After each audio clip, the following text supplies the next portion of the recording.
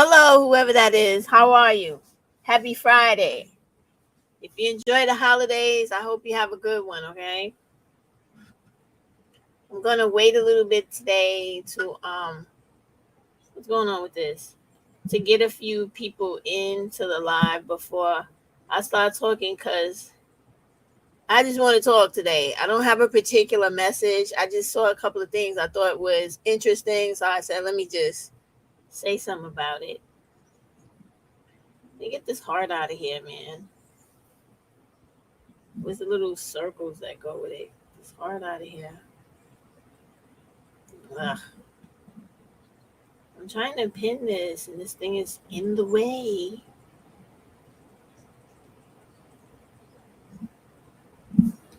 Can I do it over here? Let me see. What is? No, it's not letting me do it, but I guess it'll stay there. I don't know. I play music. Doo-doo-doo. Should I change that thing today? Yeah, I'm gonna change it to classic. Eh, eh, eh. I guess the black one looks better. Looks better. All right. All right, just a few more minutes.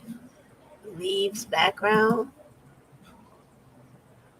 Oh, I see. Let's see what we got here.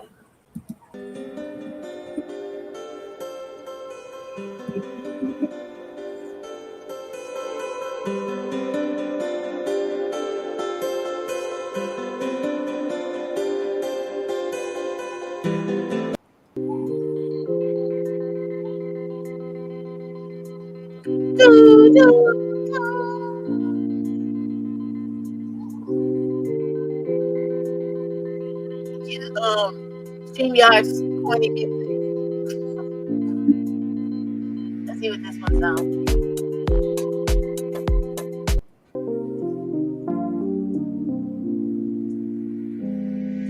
Sound like a faded out, trying to sound like an old version of one of the Miami Vice songs.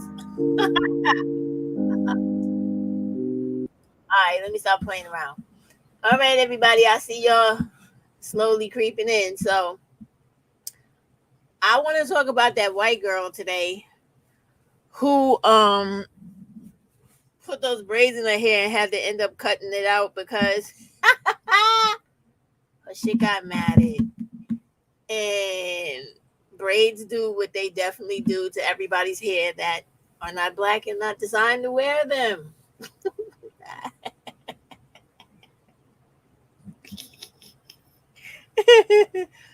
Oh man, I wish I would have had that clip right now on Black Dynamite where Michael Jai White was laughing that he had blew up the white dude that was his nemesis throughout the movie, and he was in a helicopter and blew up the car. You know, he was laughing for 2 days straight. The laughter in that movie, I wish I would have had the clip to do that now after that after I said that about that lady, because it would have been very funny to me. But listen, y'all, I have some truth on here I want y'all to see. Every time I turn this down, whenever I hit play on the phone, it's loud as hell. I have no idea how the cell phone does that. But anyway, let's get it. All right, let's get to it. So before we start on her, because I didn't go find her video, I just want to show you what Tanya had on her channel. All right, but let me show y'all this other stuff that I just happened to come across, and I thought it was seriously interesting, right? This Asian lady is wild. Check this out. This lady's crazy. She honest as fuck though, but look at this. I feel like it's very funny when white guys are like, oh damn, I messed it up. I'm so sorry. Here it is.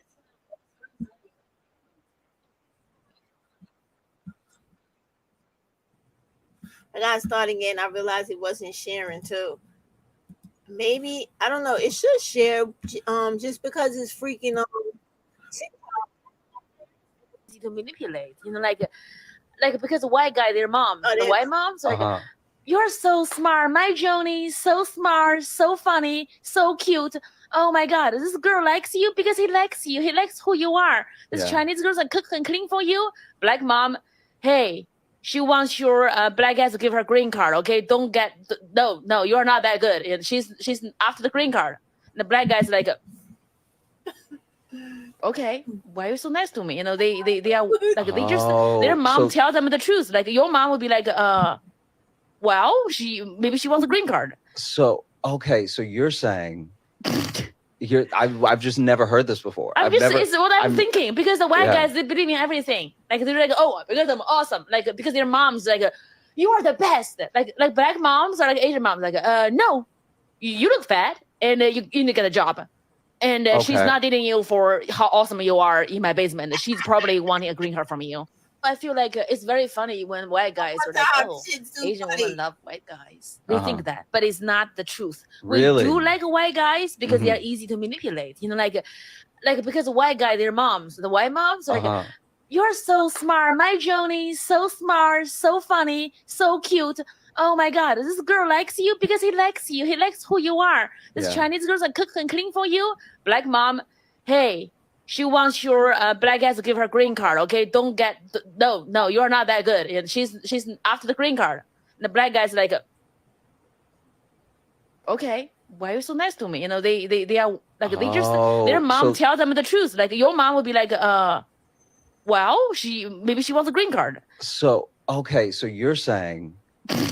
I've just never heard this before. It's what I'm thinking, because the white guys, they believe in everything. Like they're like, oh, because I'm awesome. Like because their moms like, you are the best. Like black moms are like Asian moms. Like no, you look fat and you need to get a job. And she's not dating you for how awesome you are in my basement. She's probably wanting a green card from you. I feel.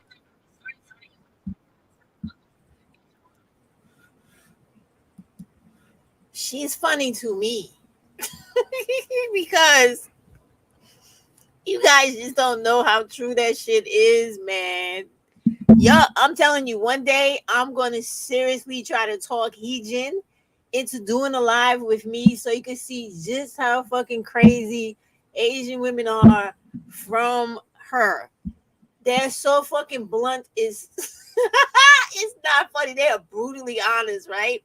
So you see when this woman is saying Asian mothers are just like black mothers. They're like, nah, you fat. You need to get a job, right? They're like that. Because I'm really going to try to talk to I'm going to try to get her to do it with me, because y'all will be on the floor. The stuff that comes out of her mouth, because she is wild. She's so wild. And her Korean family is not like mine. Like, my brother is her ex-husband, right? And he's doing like typical shit like black males do. Like he got a Chinese girl now, so he don't care about the Korean woman with his child, and he's a piece, treating her like she ain't shit, and he's really a piece of shit. So she's always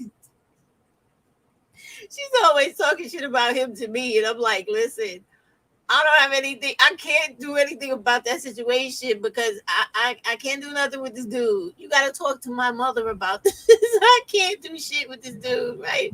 So she's really funny. But the serious part is her mother and her family and them, they do not fuck with us. When her mother and father found out that my brother divorced her and left her with her son, my nephew who is autistic, they were like, what kind of fucking people are those? I mean, that family went in on us. They were like, what kind of fucking people are this? Where they know you are the only person in New York City, because she has a sister that lives all the way in Seattle, Washington, right? But nobody's here with her in New York. She don't live far from me, so I'm always over there with her. But the thing is, she has friends and other women that go through the same situation with their kids, because they have autistic children too. But her mother was stone cold. She was like, first off, what is wrong with that dude you married? When I was listening to what she was saying, when her mother was talking, I was just quiet. I was like, damn, she going down the line, right? And she was like, first off, what's wrong with that dude? Secondly, what does his parents have to say about things? Because they should be on his case about taking care of his autistic son. which that Korean lady was 100% right. But she probably is not aware of the fact that my brother's father died of AIDS like several years ago because he was a heroin addict too. And so um he don't have a dad. And my mother is like, she's old now, so she really does not care about the shit that we do. She just calls and goes, hello, how's everything, how's everybody? I'll be in New York this day, that day, whatever. I need somebody to pick me up from the airport. Who am I staying with? I have this to do, I have that to do. And she goes back home down south, right? When she's here and the kids and stuff are talking to her about things that's complicated, she goes, I'm just a great grandmother. I don't do this. My daughter is your grandmother. Talk to her. Where's your mother? Where's your father? Talk to them. I don't want to hear that. She literally says that shit, right? It's funny to me. I know it's fucked up to y'all, but it's funny to me because she's old. And so her whole stance is like, I did all the shit I was doing in life, even though I did it the fucked up way because I was a functional addict, right?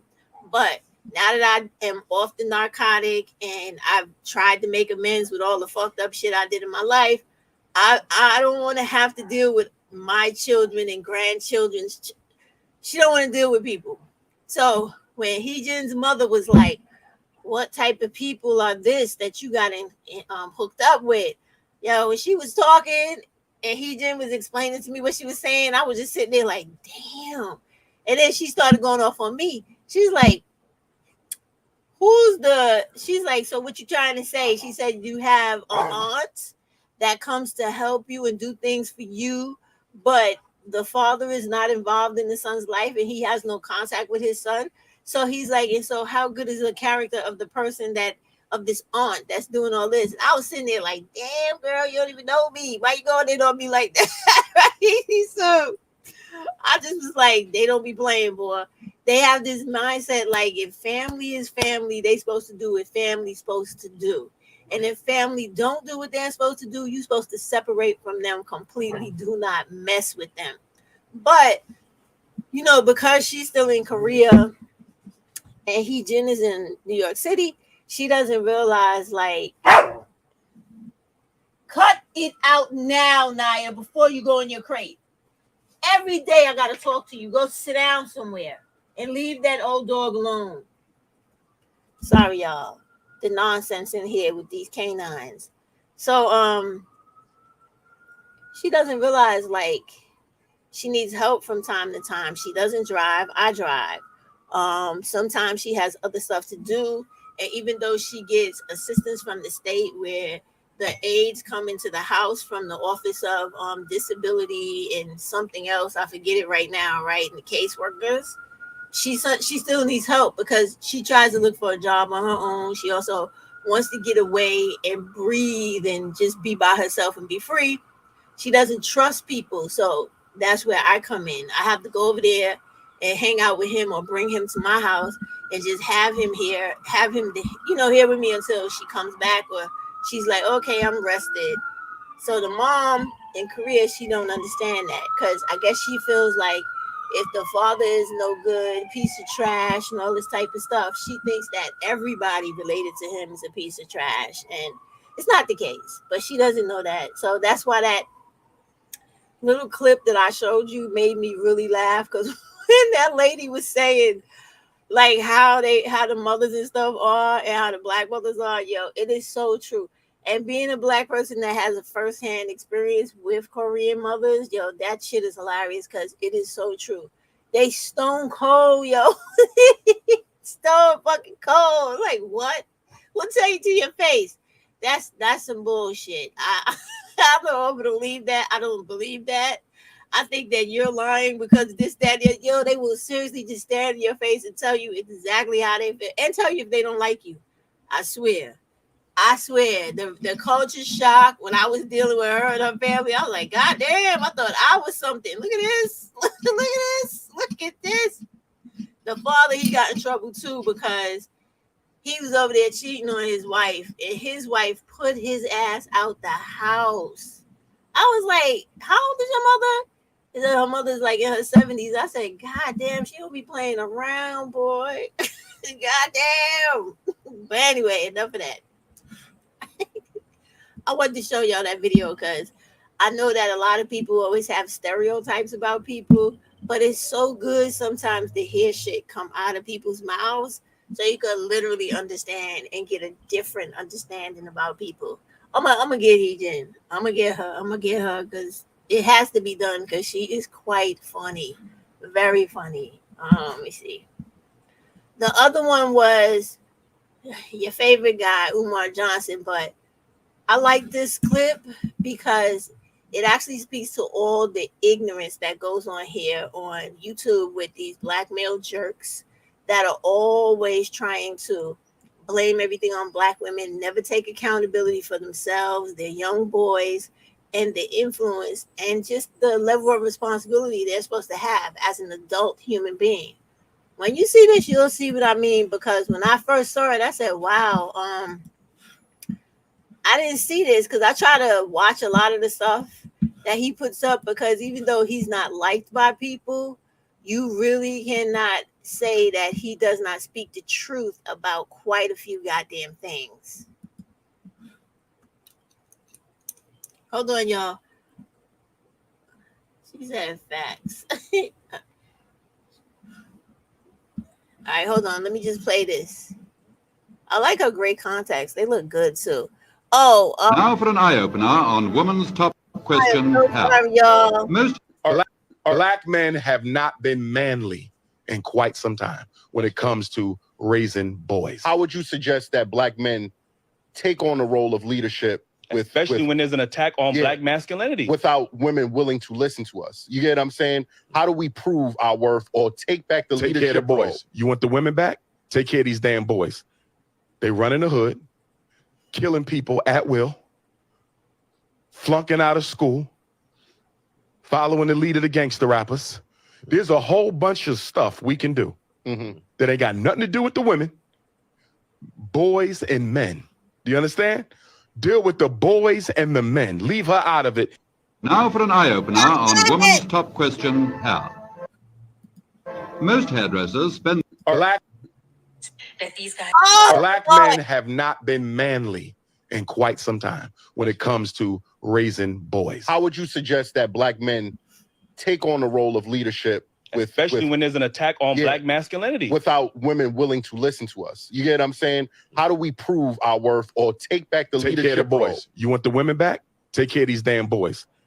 They run in the hood, killing people at will, flunking out of school, following the lead of the gangster rappers.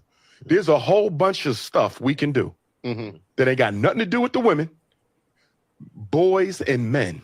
Do you understand? Deal with the boys and the men. Leave her out of it and go straight to the boys. And you'll get her respect back. Give them jobs, give them education, give them training, give them your time. They not getting none of that from black men. We don't give a shit about black boys. And then we're going to get mad at her for ending up with one later in life. It's ridiculous. Like I said, we product and get mad for her for ending up consuming the product. She could consume whatever she wants. I'm just saying, as a black man, it's not about her consuming whatever she wants, brother, because if we're trying to fix the black community, everybody and everything matters. It's not individual. You're an individualist. You're not thinking as a community. Your whole analysis is based on me and her. Step out of that shit. This is the systems at play.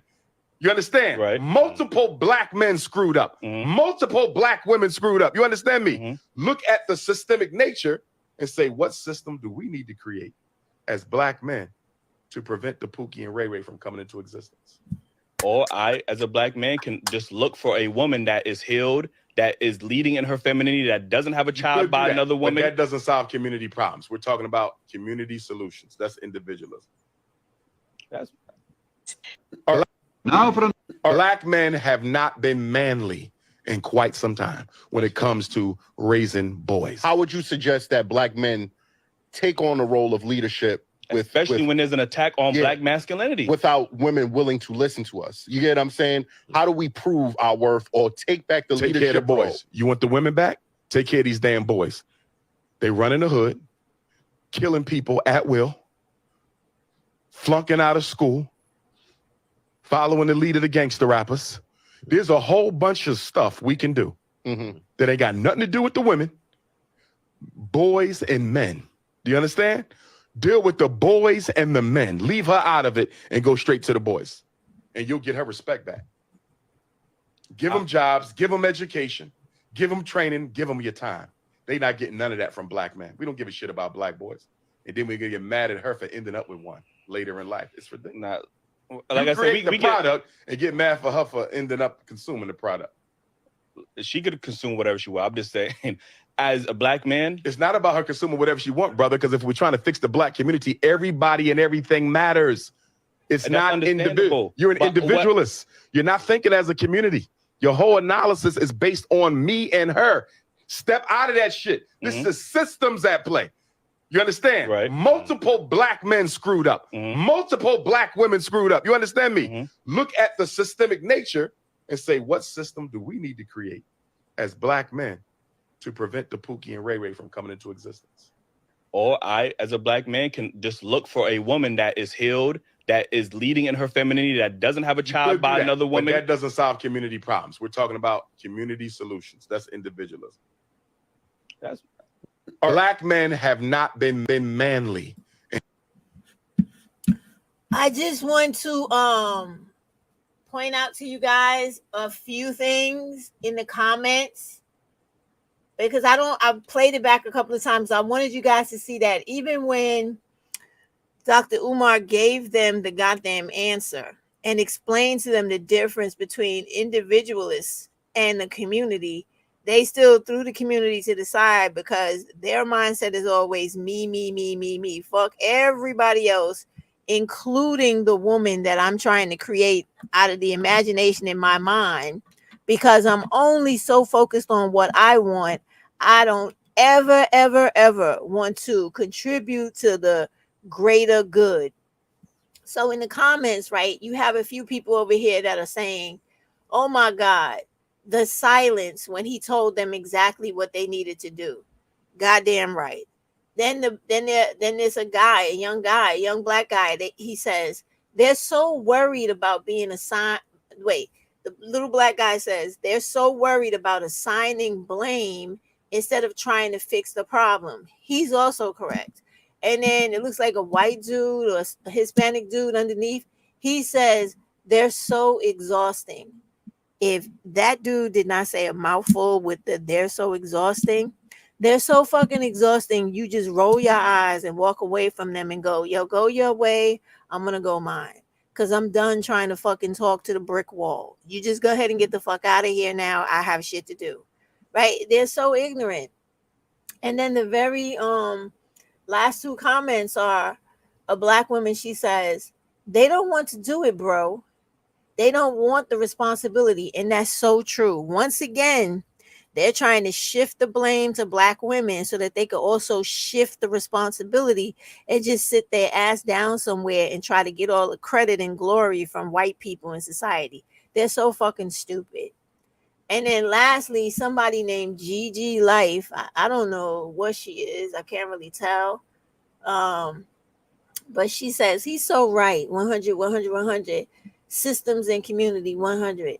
Those men who give back into the community are super attractive. Now, she's on some other bullshit. Like, I'm not looking at black men for their attractiveness. I'm looking at black men to one day wake the fuck up and realize that, look, nigga, you really got to be a man. And it's not about you trying to look for some woman to fuck you, feed you a sandwich, and listen to everything you say like she's a dog sitting up with her collar on waiting for you to put the leash on to take her outside for a walk. I'm not interested in none of that shit.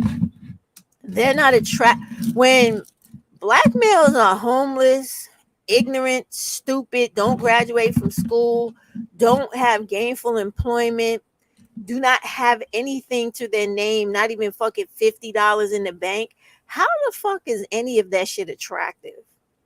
And when they do have a little something, they think that white women are beautiful, and they think that putting down black women makes them feel good, or they think that fucking a white woman and wearing a Brooks Brothers suit gives them closer proximity to whiteness. That shit is not attractive either. It just makes you want all of them to disappear off the face of the earth so we have no more fucking problems in the Black community. Because once they're gone, Black women would be forced to either get their shit straight or end up in jail for the rest of their life, because soon as they flip out on somebody that they shouldn't, they either gonna get locked up forever or get killed. It's really that simple, because it needs to stop. And I know the example I just gave was crazy extreme, but it's the truth. When you give it all, if you could snap, I wish I could find a gin and give me a fucking wish. I really would get rid of so many people on this planet. It would be very scarce here. But if you could eliminate them, you would see the behavior in Black women change, because they would no longer be able to hide behind, oh, this is this. They would have to just stand up and go, okay, the person that was creating these problems are no longer here. So the things that I'm doing to contribute to the dysfunction in our people and our community, I have to stop, because I have no one here anymore enabling my bullshit, and no one for me to enable their bullshit. So we both two sick individuals being dysfunctional in communities. And y'all know what I'm talking about. I'm talking about the dudes that like people like Sexy Red, and people and women like Sexy Red, and people like women like Sukiana, and the dudes that like Sukiana. If you could get rid of all the Black dudes that are attracted to them and deal with them, have children with them, and all that shit, and then leave the women that are like those two idiot women, they would have to change, because there would be no one around to enable their foolishness. No one. And the other Black women would be so disgusted with them, they would be ostracized. You see what I mean? But yeah, I just, Now for all right, let me get that out of here, because TikTok is crazy. But okay, I'll do that last, the shit with the white girl. Let me see some of these comments. Shaman of truth. Berry girlfriend. Hey, I caught alive. Hi, Berry girl. You caught alive? I'm glad. Shaman of truth. She said, they're gross. Saying to myself, forever asex. Girl, you crazy. Okay. But listen, when I seen that, right, in that video, there was a couple of things that stood out to me. I don't know if it was just me, and y'all feel free to hit the link if you want to, or speak up a lot in the chat, because I like the banter, right, back and forth. But what I saw that I did like was, I saw the frustration in Dr. Umar, right? Because, I think he's a hotep too. That's just me. An intelligent hotep, but a hotep nonetheless, right? But the thing is, when people get so frustrated with other people, even if they belong to a subsection of that group, or not subsection, it's called a subculture of that primary group or dominant group, you're going to end up seeing people fracture, break off from each other for the frustration, the disappointment, and the aggravation. And when I see him getting upset like that, because if we run it back again, he raised his voice 2 times when he was talking to that dude. It was like if he wanted to say, look, stupid motherfucker, I'm trying to explain to you. Yeah, he sat back in the chair twice. Did y'all see that? Like, when I watch things, I watch everything. I watch people's expressions. I watch their body movements. I watch the tonality in their voice. I watch for their emotions. Like, I was studying him like crazy when he was speaking, because it talks to everything, all the other external factors in the situation that are so damn important. So hold on, let me see what Shaman's saying. She says, seriously, I'm ending the dysfunction of stupidity. My mom chased a grape and ruined me and my sister's lives. I'm creeped out by black men. Okay, well, let me just say this to you, right? Don't stay on that type of logic, okay? You were a child, I'm assuming, when you're making that assumption about your mother. So give her a bit of grace. But if you realize that the choices she made with people she could not control were not beneficial to her, take that lesson. Don't do what the black men do. Don't put all this blame on her, because there are no black women in this world that read minds. People do not walk around with pedigrees on their forehead to tell you exactly how fucked up they are, right? And then secondly, when we live in the hood and we live in wherever we live, where we're impoverished mostly, and we don't have all this money to pull out our pocket to get away from people we shouldn't be in relationships with and move somewhere that is like sunshine on earth, she has to work within her means. And by no way am I trying to make excuses for her, because I do not know your business. But I'm just saying, like, don't fall into that shit that's a trap here on YouTube, because that keeps you stunted. You know what I mean? That mom blaming shit, that keeps you stunted, you know? What she said, my mom tried to kill me and my sisters, angry at the blackmail she laid with. She used us and never helped us. Fuck her and him. Are you a black woman?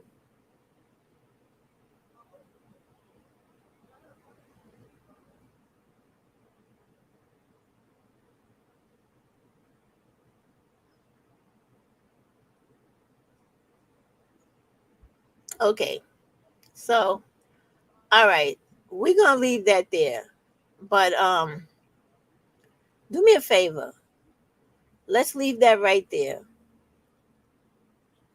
I understand what you're saying. I'm asking you before I end up blocking you out the chat. Let's leave that right there, because I don't do the mom blaming and the mom bashing. That's not what I do. Okay? I'm a little bit older than you. I think about things a little bit differently, and I do incorporate all of the external and internal factors that are systematically put into our communities. Okay, good. Goodbye. I'm glad. I don't want to keep, let me tell you something, baby. I don't keep nobody that don't want to be kept. I play no games with nobody. That's not going to stop the rest of our lives, but I have to say this to y'all black women. And you know I'm a stickler for this, about that bullshit right there, right?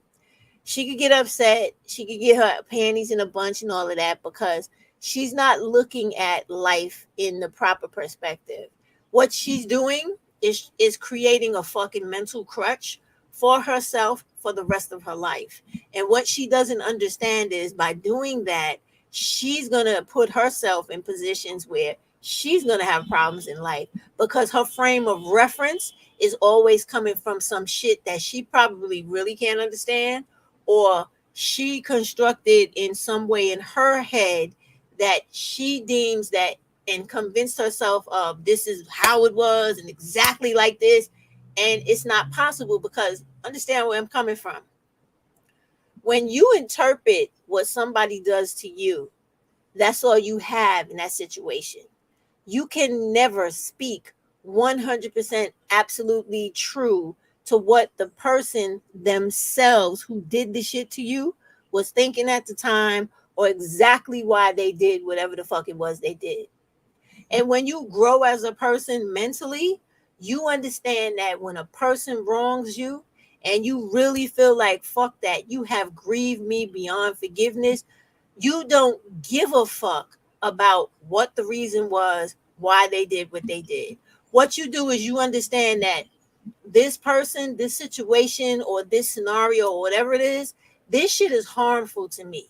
So what I do to protect myself, my sanity, my everything, I remove myself from this shit and I don't fuck with it anymore. It is really as simple as that.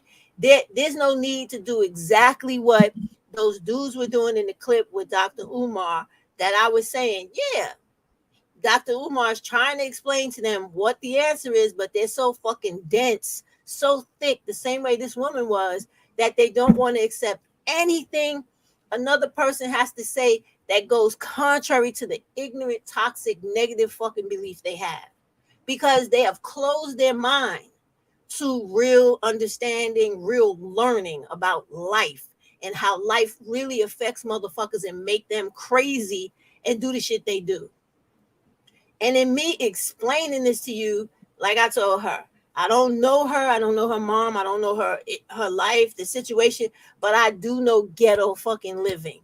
I do know the effects of stress, poverty, somebody beating your ass, somebody influencing or incorporating or introducing drugs, alcohol, and just really just fucked up situations for people to live through.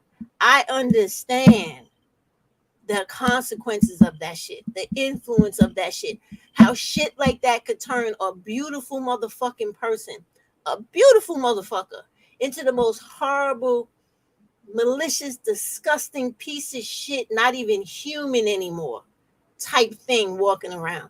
I've seen that shit happen to people that were related to me, people I knew from little kids grow up to be fucking murderous monsters. Okay? So, like I said, she's getting twisted and getting a fucking attitude because she's acting like a child, like the majority of women on YouTube. When someone tries to explain a different point of view from a different level of information, they have not opened themselves up to. And you, as Black women, you got to stop doing that shit.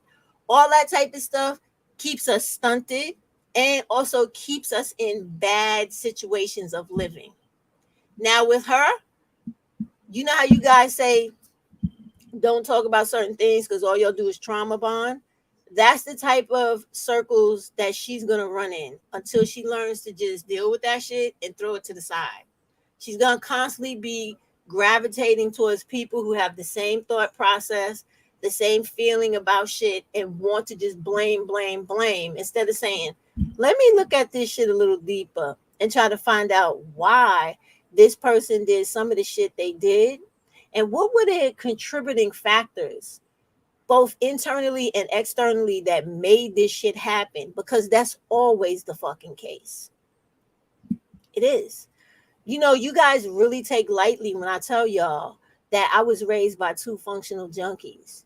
She's talking about her mother worrying about men and putting men before her. You have no idea what it's like to live with people that cannot fucking control themselves because of a fucking narcotic. Do you know how dangerous that is for a child in that situation with two parents like that, who all they care about is where's my next fucking high coming from? I understand more than she thinks I do. But what I don't do is sit around blaming my mother and father for being junkies, because that was then, this is fucking now. And that's the thing that I'm talking about, that Black people tend to don't want to understand. They always want to hold on to something negative where they could point their finger at somebody and talk shit about them instead of just going, you know what? Don't go over here because that's fucked up. And unless you want a problem, I would stay away from that. If you want shit to be good and right and be beneficial and supportive to you, go over here and stay over there. But if you venture over there, then you going over there because you're interested in having a problem. People have already spelled it out to you. You don't need to go see if the shit is true. They told you that should be enough. But that's never enough for us. We always want to make it seem like another motherfucker is lower than us, doing worse than us. And this is the problem. You just don't understand what I'm talking about. Yeah, I do. I just don't want to do what you're doing.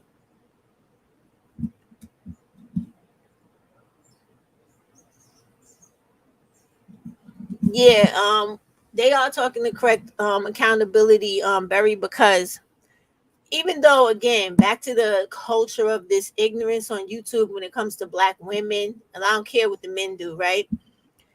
It's always like a conquer, separate, and divide type of thing that white people have been doing to Black people forever.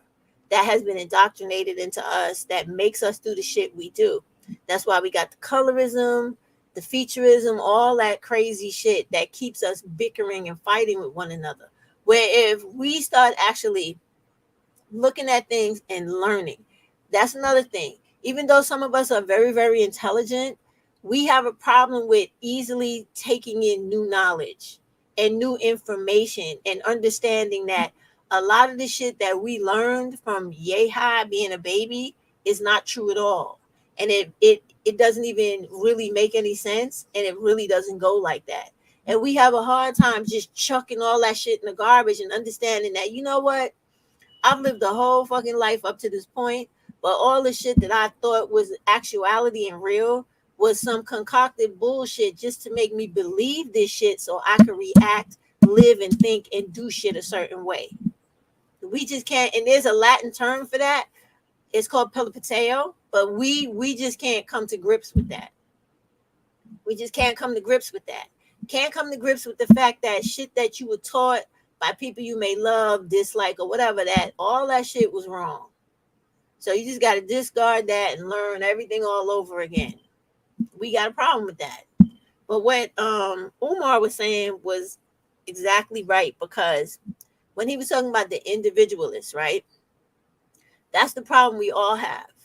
We are not individualist people, but because we have been around whites and in America so long, we have been ripped and pulled completely away from the community-based communal people that we were born into this world as. Like, we all know we come from Africa, whether you want to accept that or not. We are the descendants of those women, right? And all the people who are like us, we are very community minded. Even though I noticed this big culture and push on here where they call black neighborhoods that very insulting word. You know what I mean? Something stand. I don't do that because I think that's stupid too. But it's the fact that when you push stuff like that, you're pushing white culture into black people. Think only about yourself, care only about yourself, fuck everybody else. Only think about what you need to do because that's all you need to care about. Step over another black person, cut their throat, backstab them. You don't get nowhere in life by doing that shit. I'm sorry. You have to unite and have a solidarity, some type of way to make progress. Because there's never been one person in this earth or anywhere on the earth where they did something absolutely completely by themselves. It just doesn't make sense. And that's the kind of thing that I just was basically trying to explain, is that we are people that has suffered so much fucking trauma that it's not as simple as 1, 2, 3. Oh yeah, she was a fucking bitch, a fucked up parent. She fucked me over. Fuck. It's not just her. It's the shit that was done to her. It was the people around her allowing shit to go down, causing shit to go down, helping shit go down, not doing shit when they could stop it. It's all that shit rolled up into one. That's really what it is. And it's also the person that's involved in all that shit, like me as a little girl, where I knew something was wrong with my parents, right? And I said to myself, you know what? I don't know what this is called, but I know this is wrong. I feel it inside my gut. I feel it in my feelings. It makes me cry. It makes me feel sad. It makes me feel like I'm afraid. I know this is not the way it's supposed to be. So as I grow up in life, I don't want to be like my mother. I don't want to be like my father. But in knowing that I did not want to be like either one of them did not make me hate them or say, you know, oh, I want them to be dead, or I'm just, oh, fuck her, fuck them. For what? For what? That's just me. You can feel how you want to feel. But I'm saying, like, for what? I'm not going to spend all that energy on them. I'm going to get the fuck away from them, and I'm going to keep moving on and doing what I got to do. And the way she reacted is the same way. I'm going to come to that in a minute. It's the same way, right? That when women are with men they know they shouldn't be with. And I don't believe in that Pookie and Ray Ray shit either, because all black men are fucked up. And they all do the same shit. I don't give a fuck how much education they got, how much money. They all treat black women like they ain't shit. And every time they can use you, they will fucking do it. Believe me. So that Pookie and Ray Ray shit is another fucking cop-out game that people like to play too. But what I was saying was, the way she was reacting with me is the same way they react when they know they're with guys that are fucked up and that are harmful to their kids and not right for them. But because in their mind, they have convinced themselves, oh, this is some good dick this guy got, or this broke nigga loves me the way nobody else did, or he's down for me like nobody else is. When they convince themselves of that bullshit, and that's literally what it is, bullshit, right? They act the same way. They don't want to hear nothing. You can't tell them nothing. You can't teach them nothing. You can't even show them nothing. Even if it's like with a whole bunch of evidence and proof to go with what you're trying to tell them, they will still mentally block that shit out. And that's all I was trying to tell her, and trying to tell Black women, period, because it's not just her with that situation. It's the same thing with the colorism, the ageism, the jealousy. All that shit comes from the mental blocks. Like the next clip I'm going to show y'all after I read Berry's comment is the white bitch, right? I think she did go viral, but Tanya TKO had covered her story showing how this broad had a channel, but she had no views, no real traction on her channel.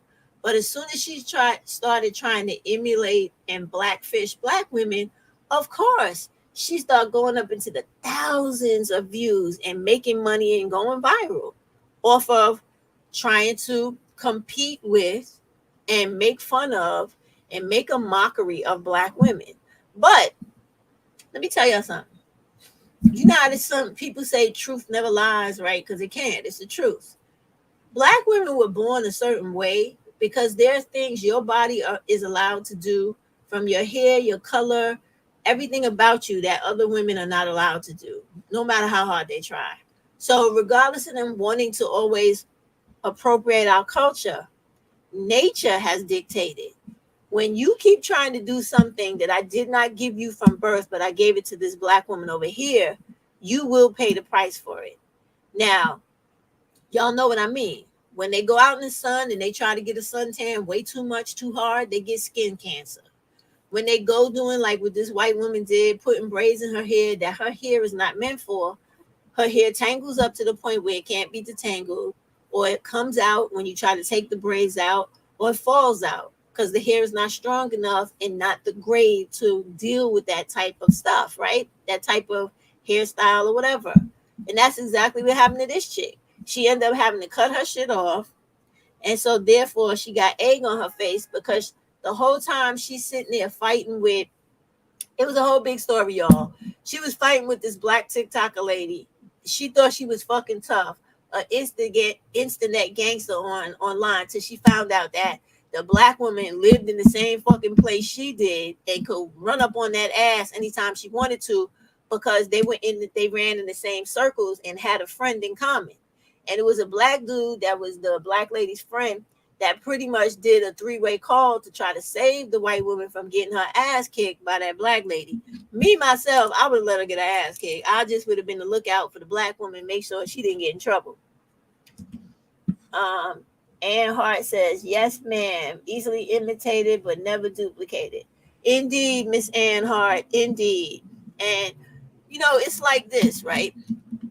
I'm not trying to be funny, nor am I being like overly arrogant when I'm saying this. These are like real facts. Like, you cannot do things that, like me, I can't be a white woman. Even if I tried, I could never fucking be a white woman. I would never want to. But if, let's just say I tried it to say, let me just be a fucking white woman for a minute, I couldn't do it. I could not do it. So why they keep thinking that they can be us when they cannot do it is beyond me. And why they want to is even crazier to begin with, because I love me so fucking much. I would never want to be you or any other woman. I'm born this way. I'm blessed to be this way. You need to feel the same fucking way about yourself. And when you don't, that speaks volumes about how fucked up you are in the head. Not me, baby. You. Hold on, I'm coming to these comments, right? So Berry had said before, I read Ann stuff. She said, because we are the oldest people, so we get stuck in a rut thinking. That's true, Berry. She said Black women are starting to get it, though. Yeah, I do see that. And let me tell you something. I'm very proud of Black women. I know I'll come on here and cut their ass about things they're doing, but I'm proud of them too, and I will speak on that as well. even if I don't like a person, if they have good qualities or they make a point or they do something that I know is correct, I'm not gonna lie. I'm gonna give them their credit. I'm gonna give them their shout out and their merit and all of that, because what's right is right and what's fucking wrong is wrong. Period. So again, right, starting to get through it though. I never heard us talking the international community talk till now. I read that wrong. I never heard us talking the intentional community talk till now. You know what it is, Berry? Before I get to your other comments, I think what it is that we are actually like coming on. The only way I could describe it is like on a explosion point of something that's about to happen with the Black community. I can't even see it coming. I'm not that good yet. I think maybe if RWS hashtag exposed does one, she'll be able to hit it right on the head, because she's better than me when it comes to the long-term foresight into the direction Black people are going with the way this country tries to use propaganda and circumstances and literally like financial blackmail to keep Black people in line. She's real good at seeing that shit for what it is. Me, it takes a little bit for me to go, oh, okay, I see this shit now. But when we think about things, right, we got an election year coming. We got Black women leaving Black males alone in droves. In my city alone, like I said, whenever it's like really safe for me to do it, because they got cops all over down here right now since all the shit was happening on the street, in the subway. You can't go anywhere without them motherfuckers being there. So I can't do the video recording like I used to, because even though it's not against the law down here, if they feel like you trying to incite somebody to fight or have an issue, they gonna come fuck with you or whatever, take your shit. I don't want that, because that shit is a lot of money to get it back from NYC property voucher. It's a lot, right?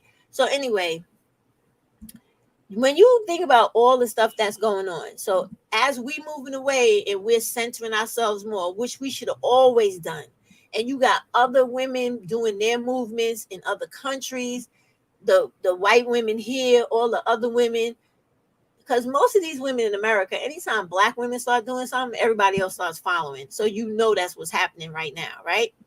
So these men are not dumb. They're looking at this. And the same way I just told you that, they have actual people that study all of us every day, all day long. They're called strategists, right? They see this shit and they make their little goddamn projections about 6 months down the road, a year or two down the road. So they're already making assumptions about how society is going to go, depending on how Black women act in regards to Black men, the amount of children we have, whether we stay in poverty, get out of poverty, come together with other Black women and form solidarities, unite. They look at our political power when we come together and we stand together and go, this person is not good for us. They're running a campaign, but not one fucking time did they mention any programs or any way they would assist Black women's empowerment economically, dealing with our education or bettering our communities. They look at all that shit, right? Then they also look at the fact that as we're trying to do better by ourselves individually and they're coming together collectively, they look at how we leave the Black dudes behind and the effects them being on their own without a cushion or a crutch, which is the Black woman, to house them, feed them, give them money, give them our cars to drive around in, and the confidence so that they know that if I don't have nothing in the world, I still have her to fall back on. If I have no money, nothing in life, I still have her where she's there to support me. When these white people in America sees that shit crumbling, they're getting upset. They're getting afraid. Because y'all remember now, you always got to remember fucking around here on YouTube. And when it's political time, election time, and shit like that in this country, the heat turns up. So now these people, they're fucking candidates that they got, that they threw into the ring for running for president that's Republican, they all dropping off. They falling out the ring like crazy. I was laughing today. I did a video, I don't know if y'all saw it, about how DeSantis is fucking up so bad, he might not even make it to the primary. And here he was, we Florida's where woke goes to die, and we're gonna take away Black history, and there won't be no teaching of slavery to make white people and children feel bad about the savagery they really did in life. He's big and huffing and puffing, doing all that shit. And now what he's finding out is that America is really not as fucked up as you thought it was, motherfucker. And all the white people that's out there supporting every redneck that is elected in office, it's not enough of them motherfuckers to pull you through, bitch nigga, the way you thought. That's what's happening kind of like right now, Barry. So all these people are still scrambling in rooms at night when you and me sleeping or watching a show or doing this live shit. They in their think tank rooms trying to come up with ways to squeeze Black women to put us in a position where we got to still deal with those motherfuckers and take them off, take their burden that Black men are doing off of society and put it back on Black women. That's what they doing right now. Believe me when I tell you, because like I said, y'all remember the shit that goes on here on YouTube. There, it was months ago. I seen it first on RWS hashtag exposed channel where she had a video of this white woman, right? In y'all remember I did this video because y'all was like, damn, you going too hard with the analyzation, because I was talking about how it was a white woman. She went into all the psychological head game stops, right?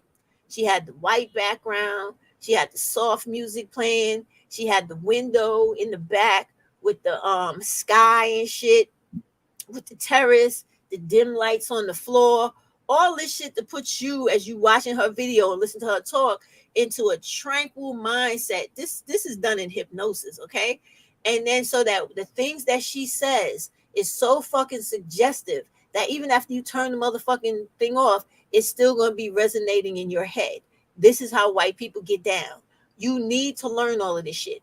I'm telling you, I'm a person that was in the military and stuff like that. I know how they use special ops and all this shit to fuck with people, subliminal messages through media and all this type of shit that's going on here, the television, ads on buses and shit when you driving. This is what they do, constantly bombarding you with the same fucking message until it takes. So when you're aware of that shit, which is why I told y'all 1,000 times, read books like Dark Psychology. So it explains to you all the fucking tricks they pull on you every day. So that when you see them doing this shit, you go, oh, okay, I see what you're doing.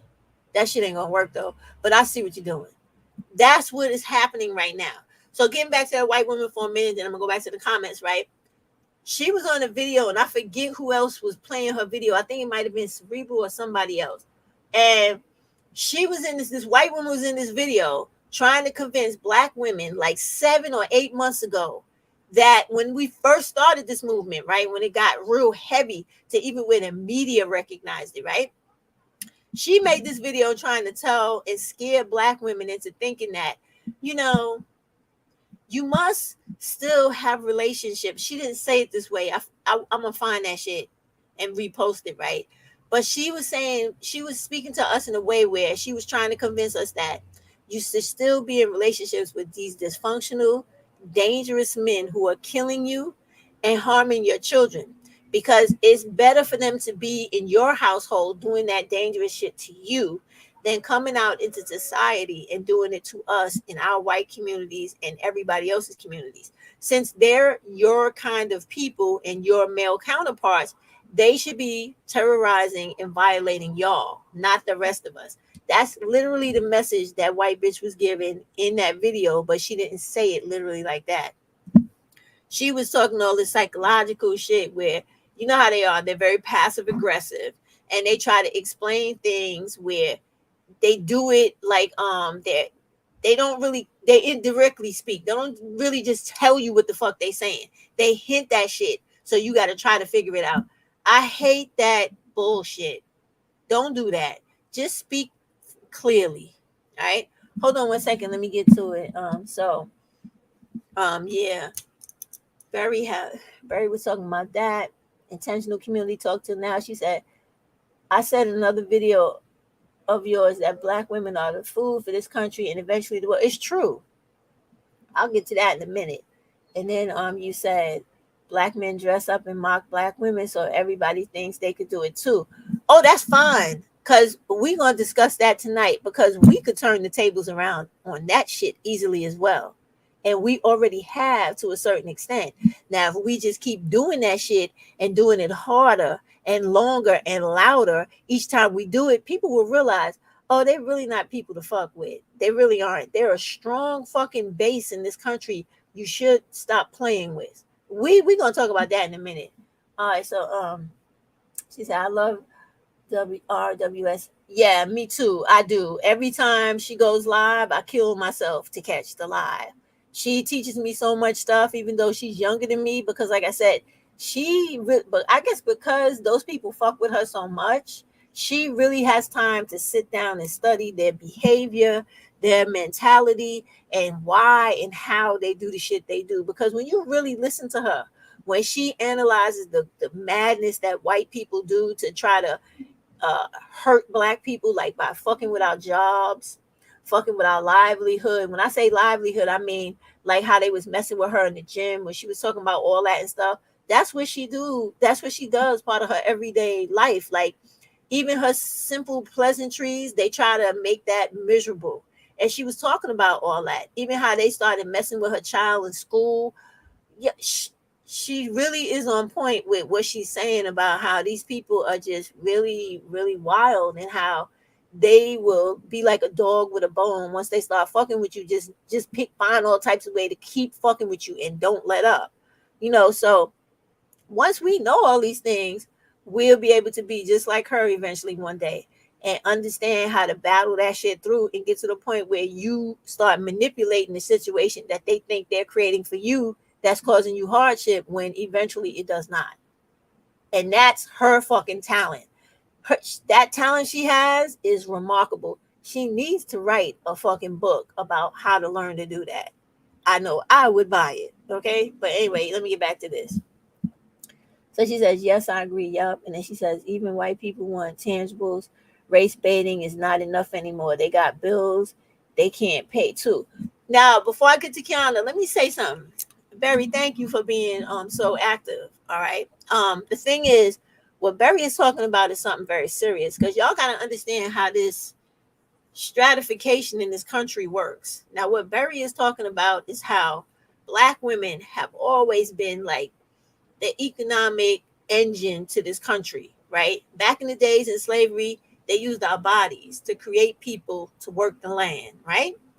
Then they started using us when there was enough of us to continue the work, to now toil and maintain the land. And I don't mean that literally just in the agricultural sense, but I mean like from the 40s to the 60s, where they literally wrote laws into existence where black women were not allowed to just stay home if they could. They had to work as maids, real I'm gonna say primary caregivers, because I don't like that M word. Y'all know that, right? But they had to do that for white women's children. That was the law. And they not only did that in America, but since Canada is supposed to be like an American, I guess, I don't know what it's supposed to be, but they're so joined to us, and every stupid thing America does, they do too. So they did that in Canada as well, to the black women there as well. So when Barry's talking about this, what she's talking about is when black women start realizing their value and they start doing things for themselves and not being those selfless fools that we used to be, where that those preachers came out and was trying to scold us and make us settle down because we were too excited that Kevin Samuels had died, because our job to them and the rest of the world is supposed to be making sure that we treat black males as their adult babies for the rest of their life, be there to burp them and shit after they eat, wipe their ass after they shit, and make sure everything else they need, we're there waiting on them hand and foot. So as we break away from that, because we have the right to be free and to have autonomy and freedom in this world, to be individuals, everybody's upset with that because they leech off of our backs to survive. All right. And when we speak about this white woman, she's a perfect example, because she knows that white women are not black women. So when they appropriate our culture, they know that we don't control things in this world, but we do have the ability to influence them and to hurt what they're doing by stopping their money if we all get on the same page. All right. And we can do it. So with this white woman, kind of like really going into an example of what Berry is talking about, is when we react to people and make them go viral, we react to people and like that Pearly bitch, and she used to be on YouTube, but now this bitch is on prime time news channels and shit, doing interviews with Pierce Morgan and etc., where this bitch is making thousands of dollars talking the same maniacal bullshit that she was talking on YouTube about women not having rights, not shouldn't be able to vote. She's making money off that ignorant shit on real television. I've seen this bitch on 3 different interviews, 3 different news outlets. Now they all think she's a fucking fool and a clown, but nonetheless, the bitch is making money off of the black information and talking points she learned here on YouTube and in Europe when she was over there fucking with them African people. You understand? That's what Berry is referring to, and myself. So now, when we get down to this white woman, I'm going to show her in a minute, and we'll talk about how further they still try to come up off of us by triggering our emotions and waiting for the reaction so that other stupid white people who have the same mentality as this dumb white bitch we're going to view, they get off on that. And I honestly can tell you it is true, because here in New York City, I walk past white bitches every day in Manhattan when I go to work. And they are always worried about how I look, what I'm doing, how I do my hair, the clothes I got on, my makeup, my jewelry, my ass, my titties. They worrying about everything on me. And me, I don't even fucking acknowledge them or have a thought about them until I realize, why is this bitch staring at me so fucking hard? To the point where I literally see this bitch through my peripheral vision, and I got to turn around and look at her, because this is New York City. I don't know if this bitch about to pull out a knife or whatever and come running at me. I got to be ready, right? So this shit happens every day. Or if I'm walking in the street and she's walking, I'm walking this way, she's walking this way. Why does she start walking diagonally towards me when she has plenty of room to go parallel to me? This is the shit.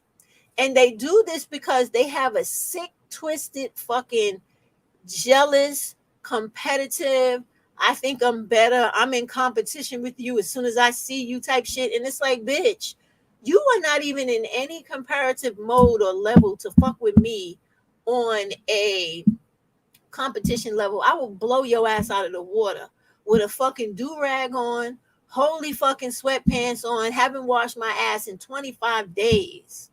I still will bust you out of the water, because you can't fuck with me or any other black woman for that matter, because you're not in that ranking. You're just not. Nature didn't give it to you like that, and I'm sorry. I don't have shit to do with that. So let me get back to this before we go into that. And I really mean that shit, y'all. I really do. So then Kiana was saying, society wants black women to be the crash dummies and take hits. It's true. They do. When we were talking about, I wish I had that goddamn video queued up, because y'all remember that shit, because when it came out, many content creators were making videos on what is this white woman trying to say? I'm like, literally, she's saying the same thing that this dumbass comedian black woman is saying right now, Tiffany Haddish, with the bullshit about, oh, take a homeless bum mother crazy nigga into your house, and if you desperate for romance, a relationship, and somebody to fuck on you, there you go, you get a bum nigga for free. That's the same shit she was saying, the white woman was saying about 10 months ago.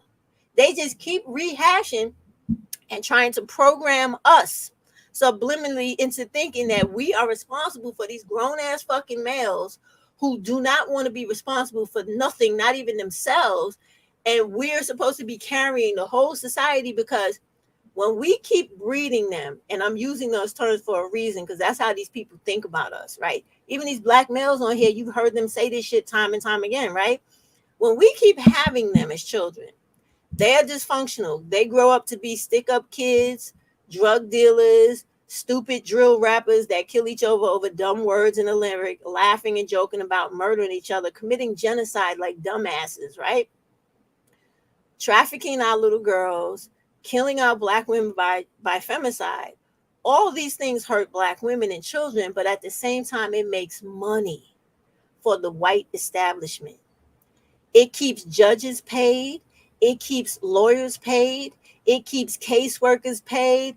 It keeps the undertaker paid, the funeral home director, the hospital. Y'all get what I'm saying with this? You see where I'm going?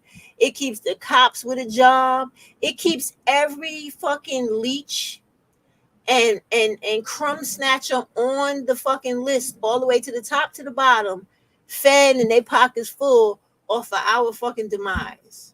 So when we as black women pull out of that shit and go, nah, fuck that. I have to think about me and my girls and doing what's right by me and them, so they are not subject to that shit. The white society sitting back going, you black women think you're going to escape all the fucking traps we put out here in this world for you, but you're not. But yes, we are, because we are that fucking strong and we are that fucking capable. And we do not need you. We don't. Because I know I speak for myself as well as many other black women. If they took everything from me tomorrow, my place to live, my food, my money, my everything, you know what? I would go to the warmest climate I could get to and live off the fucking land the way my real related people to me, that my father comes from in the Gullah Islands, right? Off of the coast of the Carolinas, out in the water in them islands, with the Gullah Geechee people, not from the Carolinas, but the ones in the Gullah Islands. I would go live off the fucking land just the way his people and all them did and still do. Or I live here somewhere I can make it where if I got to be one of those people that used to live in the mountains like they used to do back in the days and eat roadkill and all the rest of that shit, make my own fucking house or hut in a tree or whatever the fuck it is, that's how I would be living. You will not conquer me. You will not kill my soul nor just conquer my fucking being. You will not. I won't allow you to do that to me. And so this is why I'm saying they don't know who they're fucking with. They really don't, because they tried to break us in slavery. What happened in that? We came out stronger because we birthed people like Harriet Tubman, Sojourner Truth, and all the rest of those black women that stood up to fucking slave catchers, slave masters, white racist lawmakers, and everybody else, knowing that the very next second could have been their last day on earth. They didn't give a fuck. They were unshakable, unmovable. The same way to this day, I am unshakable, unmovable. You don't scare me with death. You don't scare me with taking away everything material from me. That is the reality. They have a hard time grasping that because they are so materialistic. You know what I'm saying? Let me get this one more time, right? So Barry has said, I honestly believe most white people have.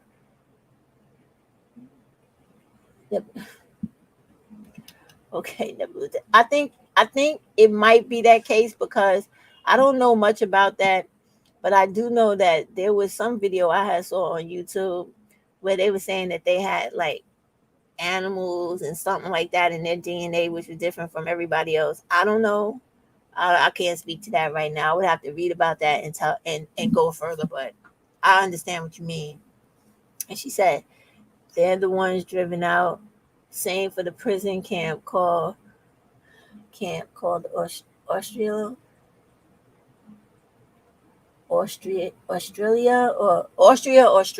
right?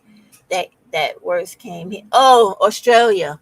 Yeah, I know what you mean. They did that with everybody when they was forming America. They emptied out the jail cells in Australia. They emptied out the jail cells in London and England. They also, like in other places like Wales and Scotland and Ireland, they took like all of the people that were problems in society, drunkards, and they used to call them back in the days the ones that used to fight brawlers and people like that. Gutter snipes, Ned Wells, and It's one more. They would grab all those people up that were undesirable and put them on a boat and send their ass to America. So that, yeah, that's what she's talking about. It's true. And then Barry said, Black women have the Eve gene. We could collect all the collective consciousness we need. We have to know to ask for it. Yeah, they could start Barry by reading and expanding their knowledge. And, you know, once you start opening yourself up to information comes to you. That's what she's talking about. And that's something that is difficult in a difficult conversation to have on YouTube, because this whole platform is made to have like a cult of personality type of situation between the creator and the followers. Like, you're supposed to be the blind leading the blind. That's how this shit is created, to make stuff stay stagnant and dysfunctional and chaotic. This is what this is for, you know? And don't let it be lost on you that white people preach into society that Black people are emotional, and they are the one group of people that are heavily influenced by media always and forever be that way. And what they don't understand is, yeah, we can be influenced by things that we shouldn't, because we are a people that is highly emotional. We're in tune with other people. We see things in other people that you might not necessarily see, because we're more humanistic than you. You are very brutal. You're very like, it's one way or the other. There's nothing in between. Whereas a lot of Black people have that mentality of, I could work with this.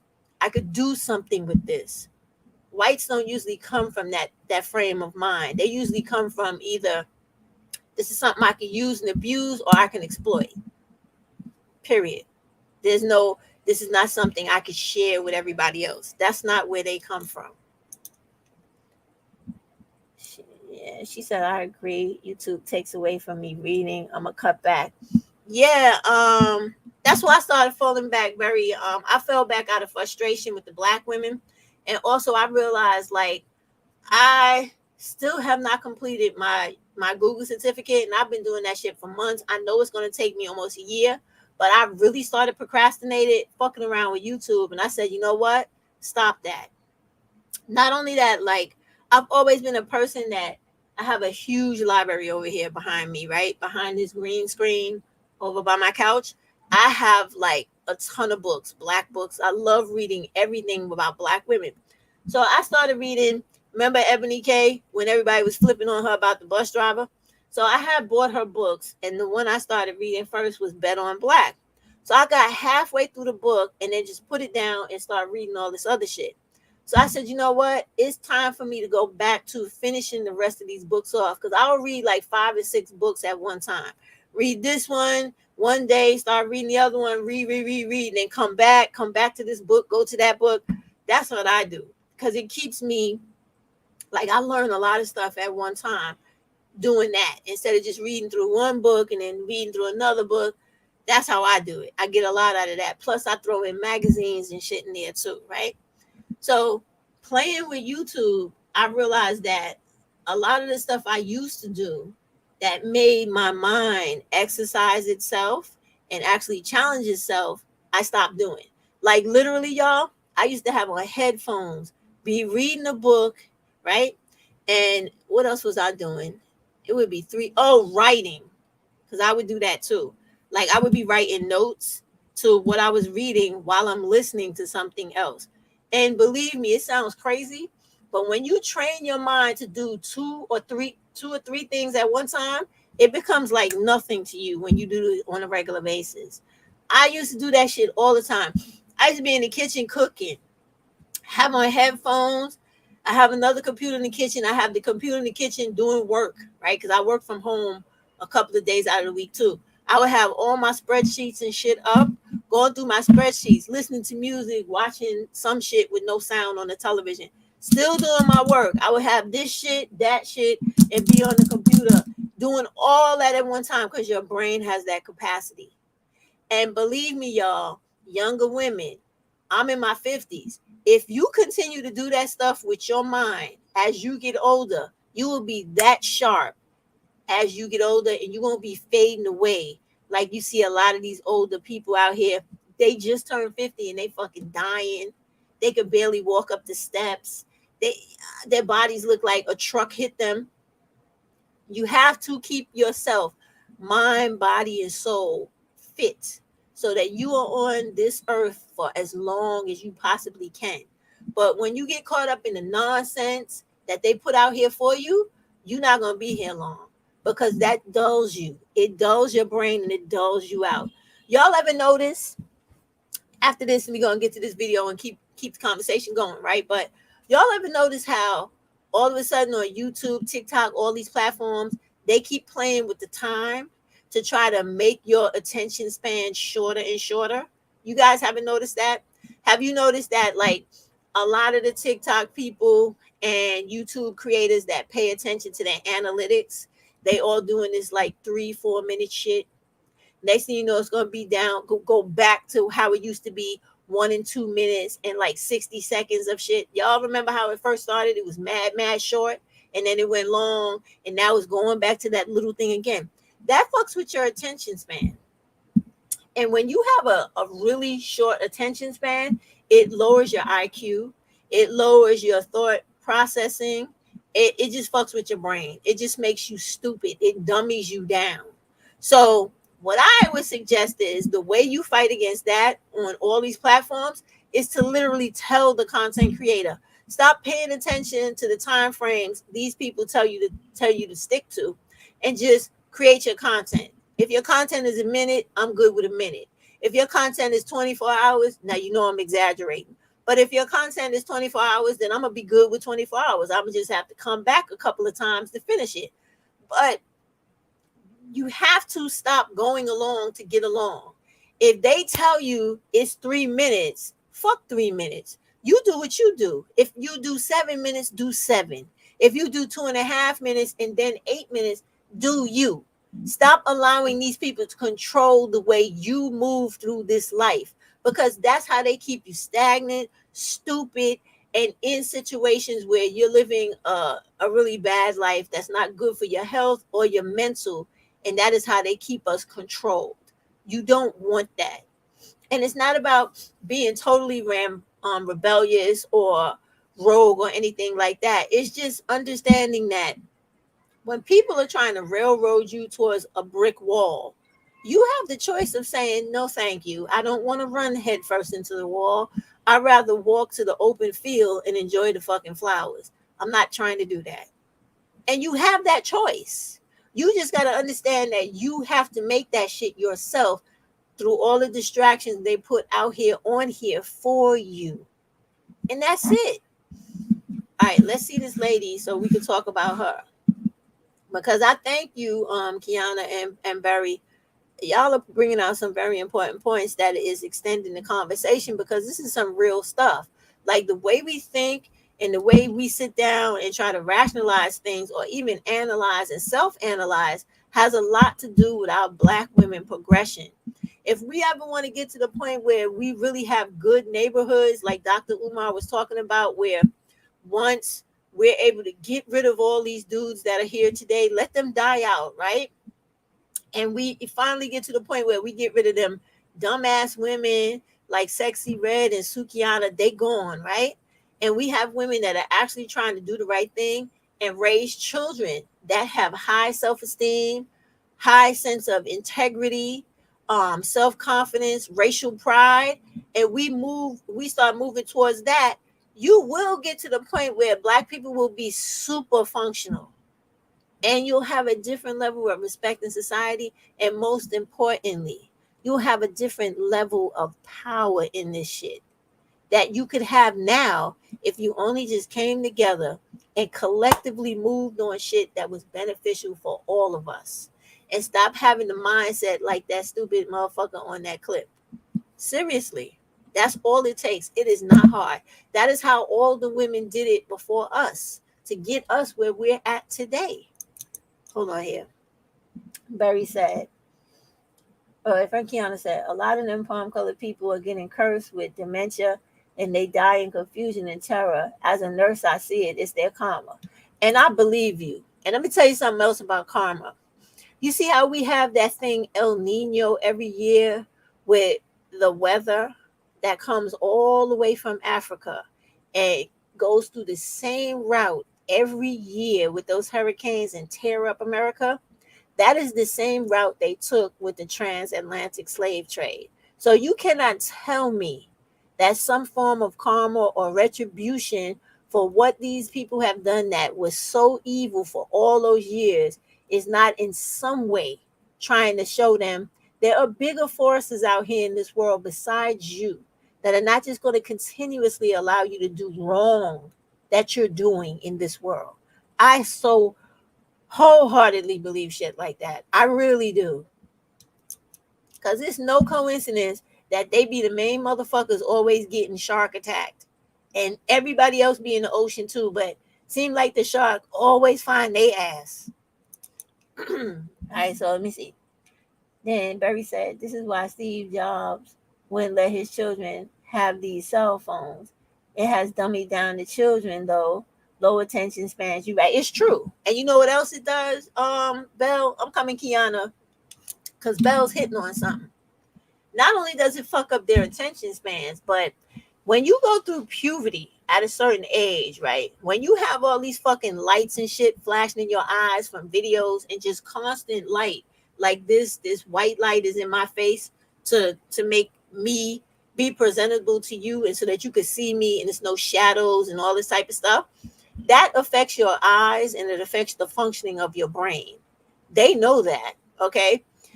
And all that type of overstimulation wrongfully at different times, it makes your mind go, well, whoa, what is going on here? This is too much, too much, right? And there will be a time where whether you're sleeping or you just chilling, sitting in the chair, watching TV or whatever, and you're going to not even know it, but you're going to be going through like silent seizures that you don't even know is really happening until enough of them pile up to cause damage in your brain to where you will literally start seeing the effects of it. This is why they talk about, okay, you got to limit your child's iPad time or computer time. It's not because they worried about, oh, he's not getting or she's not getting enough exercise. It's because they really know there is real damage to the brain when you keep playing with this shit, okay?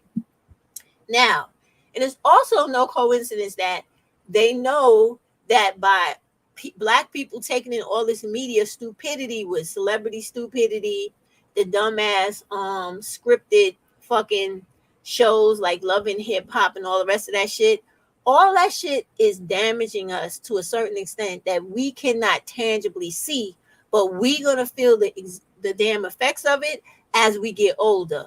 And we can stop all of that just by self-control and, you know, like self-regulation. Like if I want to fuck with YouTube, not a problem. I'll give myself maybe 4 hours one week, 5 hours the next, 6 or 2 weeks, or how many hours you want a week? 2, 3, 4, 5, 6, 1, 1.5, 2.5. You have to determine how you are gonna have this shit play in your life and affect your brain pattern and your brain's ability to think and work and function properly. If you on here too much, you will slow your shit down. You will. But if you come off of here, take breaks like you see people doing, that's healthy. That is what you're supposed to do. Because this shit is not normal. This is something they just created for us to get into to help fuck us up. Because we really are the smartest people on the face of this earth. And y'all know that. When Black people excel in something, there's nobody that does it better than us. Okay? So they're not stupid. They know that shit too. They've been studying us long enough. This is why they create all this stuff to keep you stupid. This is why when we go to public trash elementary schools up to high school and even some community colleges, our academia that we have to take is trash. It's not at the same level as everybody else because there is a reason, there is a goal, an outcome to keeping you stupid. They keep you stupid so you could be the working class, the needed second class citizen or the underdog in a stratified society where white folks on top, whoever's second, third, fourth, fifth, and black people last. That is the reason behind all this. The oppression of and suppression of you. So when you know these things, you could limit your own participation in it just by knowing this shit. That's what Berry and Kiana is talking about, and myself. Let me go to what she was saying. Then I'm gonna hit that video. Kiana saying, yes, it's a spirit that always uses the path of the slaves came through. Yeah, it's always that El Nino. It's real. It really is. Let me tell y'all, I actually was able to go to Ghana a couple of times, right? Now I have to go back because I want to go through the trail of no return, right? But people who have actually been in those castles where they held our ancestors in chain and starved them to make them fit through a small doorway to make sure that the average person's body size could not run through that shit and escape. People who have been in those dungeons literally say, and there has not been one person, okay, who has ever went to those castle dungeons and said they did not feel the spirit and the presence of those African ancestors. Not one person.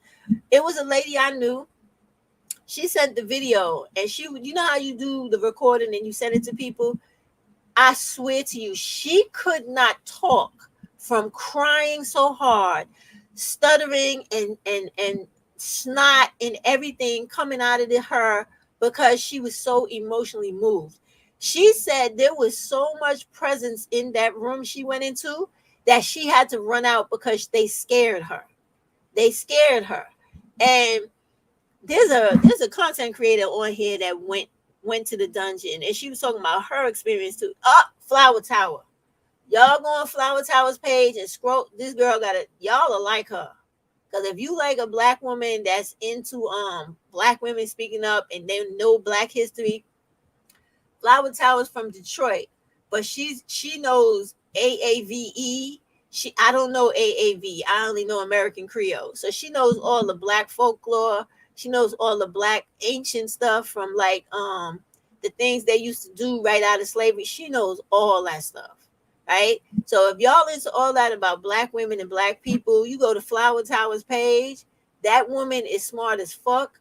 She has a master's degree in molecular biology or some shit like that. I think she's working on becoming a doctor, but she has an undergraduate degree in chemistry. Listen, go to her shit. I'm probably fucking up her bio, but you go to her page. That is a very smart black woman who's so fucking down to earth, it will blow your mind. And I love her for that because I really hate black women that come on here and try to be so proper and so fake white black women acting. The shit gets on my nerve. I can't stand it. When you are not, to me, comfortable in your skin and you got to pretend to be a black Barbie for real, I really think you have mental problems like a motherfucker. Because there is nothing wrong with you slurring your words, maybe not always being grammatically correct, or even the way you say something, the correct way to do it. There's nothing wrong with that. Because there is a such thing as colloquialisms in this world where if you say something a culturally appropriate way, that's just the way it is. And there's also a thing called let me get this shit right. I always fuck up this word. Ethnocentrism, which means that whatever you are, you think it's the best fucking thing in the world. You proud of your culture. You proud of where you come from. Everybody has a right to be that way. And so when you don't show those things and you constantly in this world trying to assimilate to whiteness, instead of acculturating into society, bringing all your blackness with you and saying, I'm just as good as you. And you will respect and accept my differences the way I am forced to accept and respect yours. That's how we need to be moving in this world and coming into the society. If we want all of these changes and for black women to have better lives, you can't be out here trying to be a fake white woman when you're not and expect people to take you seriously. It don't work that way. It just does not. Oh yeah, Berry knows her. She said she's funny too. I love Rachel. Rachel, when I first came to YouTube, she was one of the first people I found. I was like, I like this lady because she's fucking funny. Oh my God, don't get, she loved talking shit about African people and calls white people the caves. She's hilarious, fucking hilarious, and always comes with all the facts from history. That is the best part about her. But okay, let's see Tanya talk about this white lady. Then we're gonna talk about her for a minute. Because I really didn't know any of this had happened until I heard people talking about it. I said, I don't really care about this white woman, but we'll let it go. When she first got started, and I know this is not who they're calling a black child, not this white-skinned baby right here. I know. See what I'm saying? Let's not be, listen, come on. So this is how it was when she first got started. She was only getting a few thousand views. Look, 1,000 views. Nobody was really watching her. She had dark hair. Then she decided that she was going to go make her hair blondish. Then she has 2,800 views. Then she got some streaks, 3,000 views. Then she started playing with a curly wig, 4,000 views, right? Then she started playing with curly hair again. And then I guess she wasn't getting the desired results. She got her blonde streaks in, breast up in the camera. She was only getting 3,000 views, right? She tried a blonder wig, even more blonde, 12,000 views. Blondie, 13,000 views, 16,000 views with the blonde wig. So I guess she knew, oh, I could get some shine on this app. Then I want you to see where it jumps up. So you see, then she went up to the braids, 283,000 views. 283,000 views, 371, where now she's disrespecting Black women. So she's disrespecting Black women. She's supposedly working with a marketer. Now she got brown stuff all over her face. 400,000 views, brown stuff on her face and these braids. Look. All right. Let's just talk about this for a minute. We're going to go back, right? But I want to talk about why they do this a lot, right? Now, you see how we were talking about a little earlier, the fact that they feel like they can compete with Black women. Well, the reality about this shit really is that they know they can't compete with Black women. So what they do is, hold on, I think somebody is at my door. Give me 1 minute, y'all.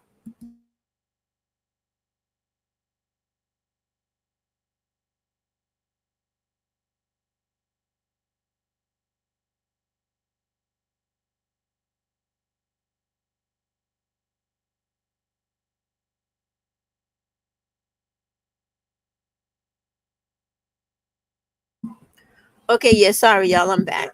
So the reality is they know they really can't compete, right? It's not a competition in any way, because anytime you know that you have to go out of your way to tan your skin, take somebody else's hairstyles, put fat or collagen or whatever the hell it is in your lips so that they could be pronounced like other people. You got to go have different surgeries so that your face is made to look like other groups of women. You have to, oh my God, do all types of things, even down to faking an accent, creating a whole character that you're playing the role of every day. You know you can't come. You know there is no competition and you can't compete. But it is the jealousy factor that makes these people do what they do. And I really mean that. When you feel like you just don't cut it, right? And they have that saying, imitation is the highest form of flattery. Well, in their case, this is the highest form of mental illness. I'm dead serious, because if you go back to any of the oldest books written about Black women in slavery, white women in slavery, as a matter of fact, you guys know the book that I always refer to. It was the book where the white women owned slaves. I think it's called like what is that called? Help me, y'all. What's that book called? They were her property or something like that. I think that's the name of the book, right? where in that book, the atrocities in that book that these white women committed against children and black women, because of the fact that they felt like, as they are right now, whenever anybody gets shine or a black woman gets any attention or any mention, that they feel like they're entitled to, because they're taught from the time they're little and through society that people think and teach them that they're the most beautiful. They're supposed to be put on the pedestal and da da da, and they're this and they're that, and when they're really not any of that, and they know it deep down inside, right? Because as I'm on the train, and I may be dozing off because I have like 14 stops to go before I got to get off the train, right? I wake up, I look around, I see people or whatever the case. There's always a white woman staring at me like she has a problem. And it's not like she's staring at me out of curiosity. It's just straight, and not hatred. It's just straight like staring at me because, one, they never have no real interaction with us. Two, they stare because if you're nice looking, they're staring at you in comparison to them. And when I mean really staring, you can see the nastiness and the glare. It's like leering at you when they look at you, because it's like you can see all that mean girl high school shit in the stare, in the posturing of their body, in everything about the whatever's going through their brain. That, thank you, Barry. They were their property. That's the name of the book. And so in that book, the way these people act today, because they can't reach out and touch you and hurt you because you're not as ugly as they want you to be, that's why they do all this sick shit. Okay? Because they can no longer just lash out and do whatever they want, because laws don't allow them to do that anymore to the extent that they used to. They result now to thinking that by putting my hair in braids, by blackfishing, by being an internet gangster, calling black women ugly black bitches and stuff like that on these platforms where they know a black woman can't grab them and just literally get into that ass because she said that to them looking for a reaction. This is why they do these things, because it brings unnecessary attention to them. But at the same time, when we were talking about earlier, how all these people feed their pockets and themselves off of us, because we stupidly and reactionarily give them attention based off of the dumb shit they do, seeking attention. Like this chick right here, let me tell you something. If black women would go on this page and just put the middle finger up like this and just walk away, right? There would be so many people that would come to this woman's page to read the comments and revel in all of the chaos and the back and forth. If they realized that it was not there anymore, they would stop coming. Because a lot of these people are just addicted to drama and they like the chaos. She said they are biologically AI. What you mean by that? She said they AI, so they watch the true Eves to learn humanity. They study. Oh, you mean like they not real human? Like, or you mean explain a little bit, expand a little bit? I'm lost a little bit. Very like I know. I don't think you mean artificial intelligence. I think you mean something else. So give me a little bit more clarity on that. So, but it's really crazy, right? So when they do these things, they do it on purpose. They do it on purpose because people know we're emotional. And so when they do stuff like this, they know this is crossing the line. They know this is cultural appropriation, and they know the black women are going to come. Oh, you look like shit. They know it. And this is why they do it. And then the other nuts come to watch the fight between the black women and this ridiculous bitch who's just doing this to get the attention and to get the money from the views, right? Then what happens to her is the learning lesson for all of them that I hope they get. She put those braids in her hair. Her hair is not meant to have those braids. It kinked up her hair so bad, she could not even untangle that shit and had to cut it all off. And me, myself, I think they all need to go bald because they always want to push the line. When people tell you, this is mine, this is culturally mine, respect it, they always have this attitude of, I could do what I want to do whenever I want to do it, right? Fine. So you can do whatever you want to do, what you want when you want to do it, but now you deal with the consequences. You get that skin cancer because you want to tan yourself. You go be bald headed and hopefully get all types of scalp irritation and everything else from trying to wear Black women's hairstyles that are not created for you. I wish you all of that. I wish you all of that because you deserve it. Because you, contrary to popular opinion, they do not own the color of blonde hair. There are plenty Black women born with blonde hair, can wear blonde hair, and is complementary to your skin. There's a whole segment of Black people in Africa who are born with blonde hair and blue eyes. So fuck all of that too. All right. And they know that as well. That's another reason why they have this mental block about the innate beauty that comes with so many different types of Black people and especially Black women. Well, let's hit some more of this so we can see more of it. Hold on, y'all. Because you got to see how sick this chick really is. Look how brown, right? So this is what I'm saying. So it works. It works. It works. And then she got Black men supporting her. It works.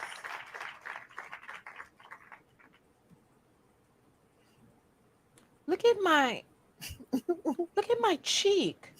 It is giving.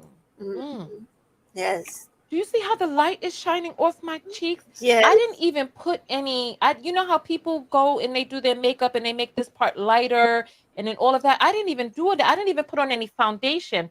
I put some concealer under my eyes, some blush on my cheeks. But look at how, I'm looking good, y'all. You are. That's what I'm saying. Get up for these movement breaks. Get up. Okay, hold on. I want to try to find the part with her video where the Black lady is in it and they have the back and forth with that woman. But I do have to say, Tanya is not lying. She has the greatest fucking cheekbones, okay? I don't know what genetics she got, but those chisels are chiseled, okay? Chiseled to death. They look really, really good. She is not lying. I even had told her that. I was like, no, they do look good. They do. She is very pretty. Even though I don't care for her, I will not front. She is a very attractive lady. She really is. Hold on, I'm gonna try to find the part with the, give me a minute, y'all. I want to try to find the part where they were going back and forth. I want y'all to hear the conversation she had with them, with the friend they have in common. I think it's in the beginning. Hold on. Where's that? Yeah, it is in the beginning. Hold on, y'all. Okay. Hold on. We have to go back and forth with this because I don't want to get in trouble with, I don't want her to flag my video and all that, but okay, there she is. I want to share this. Okay. Let's see what we have here.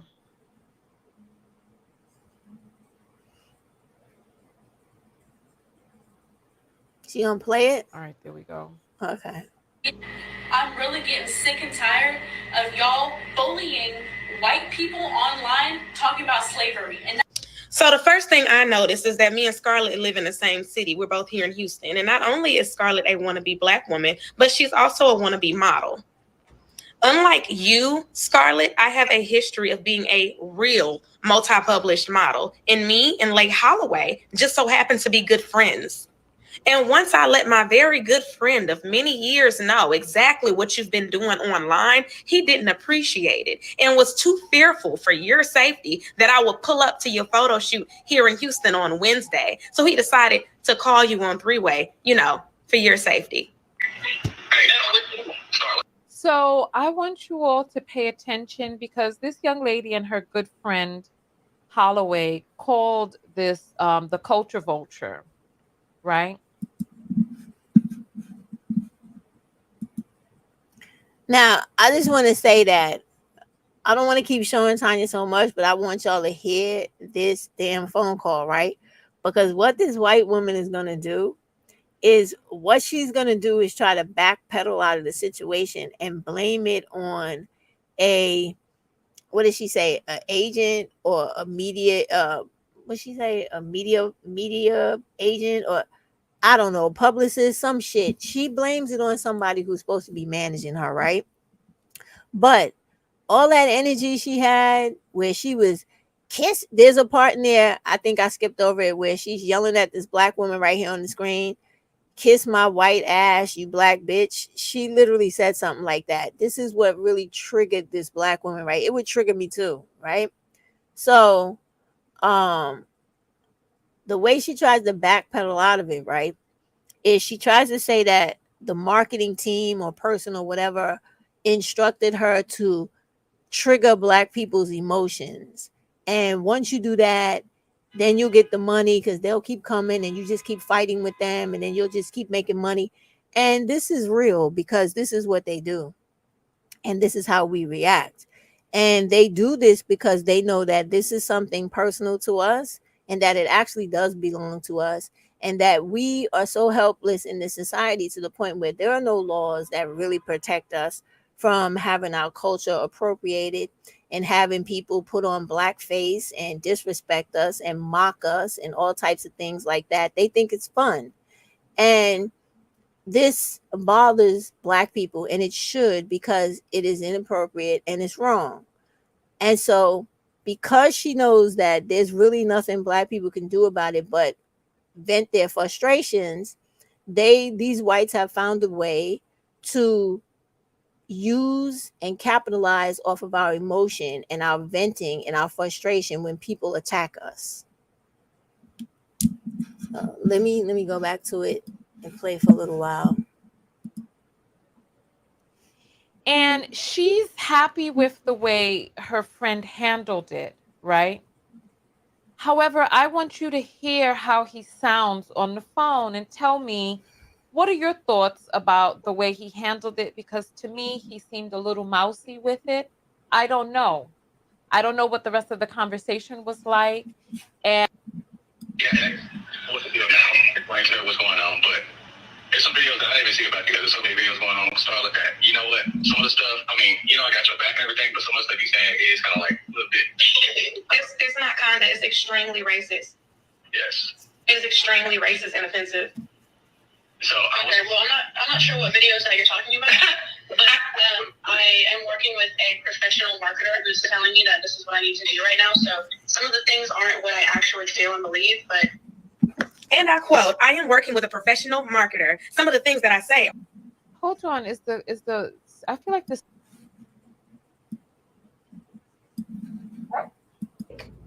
You didn't keep that same energy with me on the phone, Scarlett.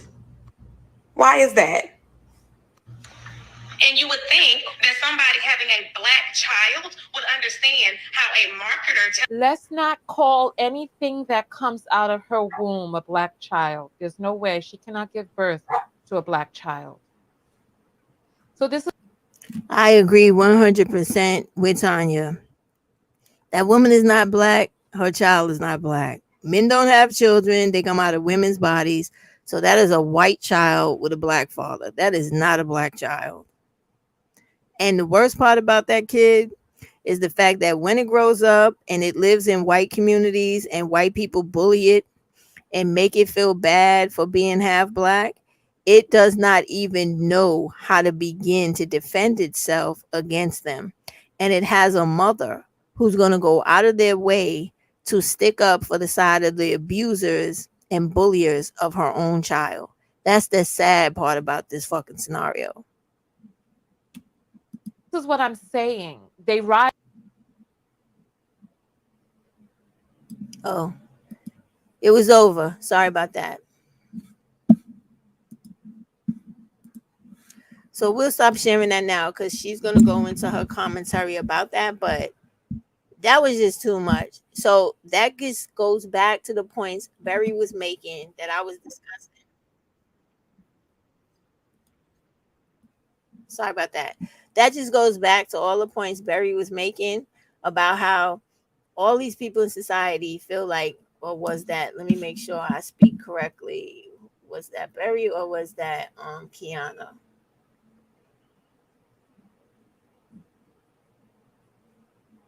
Yeah, it was Barry.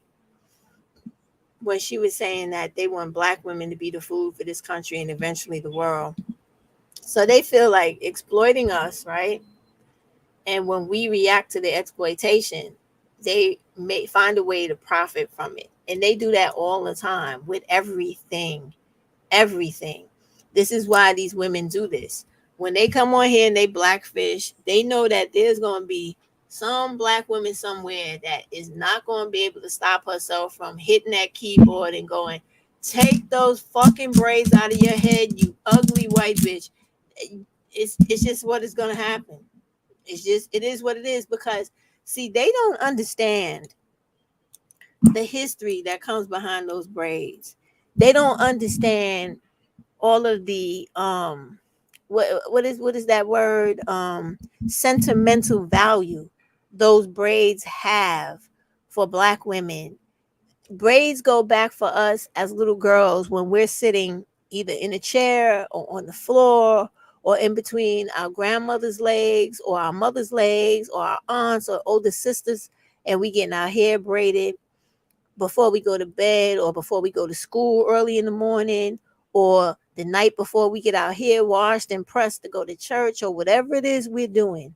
Those braids have a sentimental value. They have a cultural value. They have an identity value, a self-esteem value. Because I'm gonna tell y'all, when I was a teenager, I was a teenager in the 80s, right? And during the 80s, one of my favorite singers, she used to have like the most beautiful braids and beads in her hair all the time, was Patrice Rushen, right? If you guys don't know who Patrice Rushen is, she used to sing this really famous song called Sending You Forget Me Nots, right? I'm gonna tell y'all right now, I just saw that RWS hashtag live is RWS hashtag exposed is live on Matrix hashtag exposed. So if y'all want to leave me and go check her out, do that. But I'm about to wrap this live up because that's my girl and I like to hear her lives. Okay. So let me get to this and we could chop this up again tomorrow, right? But Patrice Rushen was a fabulous looking woman, one of Prince's girlfriends, but those braids and those beads made me feel majestic. And when these white chicks play with our hairstyles, they're playing with memories that I have as a little girl with people that have passed or who were very near and dear to me.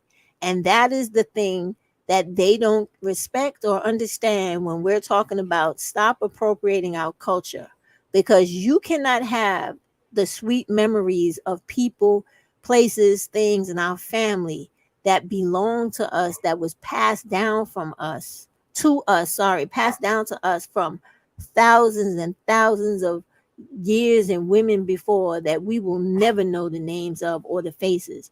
That is the type of disrespectful shit they do not understand, nor do they want to respect. Okay. So that's why the black women go crazy about that shit. So with that, I got to get over to see my girls live. I'm going to end this live, but I'll probably come back tomorrow or Sunday. I'll give you the little warning when I get ready to go live. And I'm going to do that education video for y'all, and we can talk about other things. I really appreciate the interaction in the chat with Kiana and Barry. Everybody else and Kiana and Barry, have a good night. I will see y'all soon. I'm running over to my girl now. Okay. Good night, y'all. Have a good night.